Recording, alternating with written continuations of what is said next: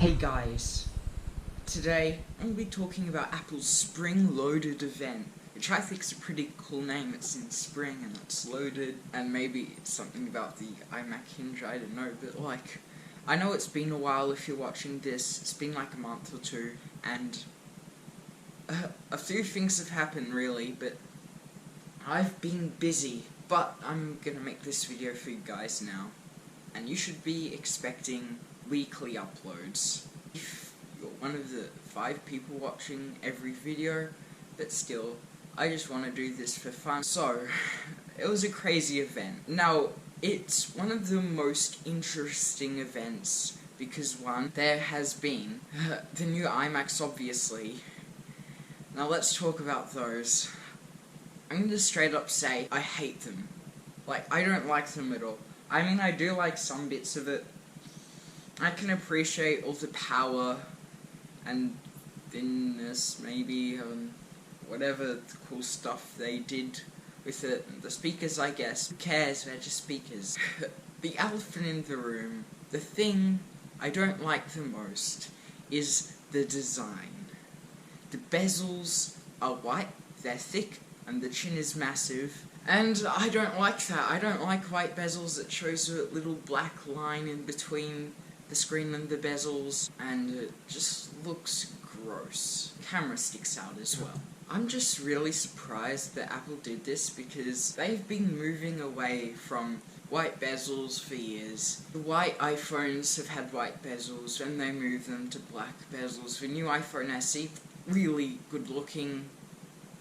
They could have just easily added white bezels, but no, they made us happy and added black bezels instead. Then Apple decided to make the iMacs with white bezels. Now, I think that was a stupid thing to do. The colours, I think, is a good idea, but no one's ever really looking at the back of your iMac unless you set it up in the middle of the room, which nobody does. On the other hand, I don't really care that much. Even if we have a white bezel, thick bezel iMac that's way too thin and could probably, literally, they put all the computings at the bottom to make the bezel that thick and made the iMac that thin. They could have just made it the other way around, really. It's not that hard. I would have way preferred that. They prioritized the thinness, which you don't even see, over the bezel, which everyone sees. You're looking at the screen every day, you see that massive chin and those massive white bezels. I'm just upset about it. They could actually do the opposite with the Pros, which is what I'm getting at. With the Pros, they have black bezels to make it look pro. It will probably have thinner bezels with no chin, hopefully, and be thicker, which is all I want.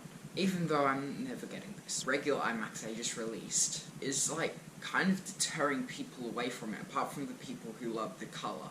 Getting them to have the more expensive Pro, which I think is downright evil. Apple, you make some great stuff, but this is just dumb. You're sacrificing your good quality productness and the association with it, just so you can get more people to buy the Pro iMac. Now, this might have just been an experiment, I hope it was.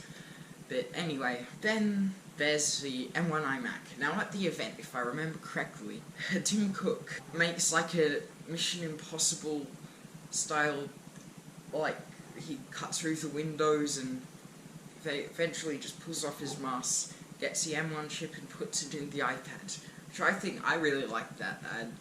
I think it was pretty creative and silly, which, I like that stuff from Apple. The M1 chip in the iPad just simplifies the iPad lineup a lot. Now you don't have to have the A, something X and M1. Now you just have that, the A14 or whatever, and the M1 chip. Now, it probably will release a something X lineup for the iMac Pros and MacBook Pros. Maybe the larger MacBook Pros, I'd say. Maybe. I think so though. That does make the iMac more powerful and simplify it a bit as well. Now, another thing we got was the AirTags. I remember waiting for this in 2019, September 2019, we were AirTags, probably. There's like a 70% chance it'll happen 2 years later. Finally, AirTags have been released. We've been talking about AirTags for so long, way before Samsung released theirs. In fact, the Apple one was released after the Samsung ones, obviously. Now we finally got it. I think all the features they have with it are pretty cool. What I just hate though is the battery. The price is great. Maybe the battery would degrade it so you can't keep it forever, and maybe like destroy the price and make it like $20,000 more expensive because it has a great battery or something. But the batteries, I kind of feel like that's outdated, and I can't believe they still are doing this. Now hopefully on the next gen they will, or maybe just provide a rechargeable battery option, which would, I think, be really cool. I think they should do that and maybe give the option for user replaceable. Anyway, AirTags are cool apart from that little thing. Then there's the purple iPhone, which I think is a really cool colour. They do that sometimes. They release different colours for iPhones. And there's also the Apple TV. You don't need an expensive Apple TV. Why would you buy that? It's just like, they keep making these expensive computers you just watch Netflix on, and I think it's kind of dumb, outdated, and generally I just think they should make a stick. And despite that though, I'm going to talk about a more interesting feature that they actually announced, is your remote, which is better than the old one, though, hear me out, I don't think it looks as good from the start. That doesn't matter, it's functionality. It still looks great, just not as glamorous. But like, you lose it less in your couch because it's not pure black, it's just grey. And it's just like, the scrolling thing is much better, like an iPod, and it has like buttons and stuff, which I think is a great move. And then there's also this thing where you can like optimize the dynamic range probably of your TV somehow with your iPhone. Yeah, I don't know, whatever. I think that's pretty cool to make your viewing experience better, and I think that's interesting. No one's ever done that. This was a cool event.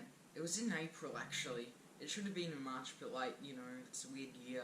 Last year was a weird year. This year's also a bit weird. So yeah. Anyway guys, see ya.